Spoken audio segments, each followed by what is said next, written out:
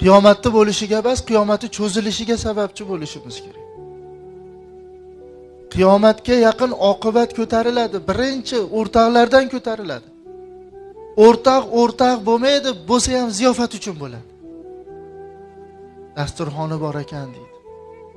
Ziyofati bor ekan buni deydi. Cho'ntagida bor ekan deydi. Ishi tayin ekan deydi. Mashinasi bor ekan deydi.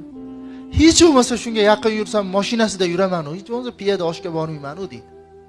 Xudo uchun degan narsa umuman bo'lmaydi. Qarang, Xudo uchun degan narsa umuman bo'lmaydi. Xudo uchun bo'lganda-chi desa, u narsani umuman xayoliga ham keltirmaydi. Bizi Xudo uchun degan do'stimiz bormi? Xudo uchun shu meni qiyomatli do'stim, sirdoshim shu. Qiyomatda Allohning huzurida ham bu o'rtog'im men uchun savobidan beradi, men u uchun savobidan beraman deydigan do'stimiz bormi?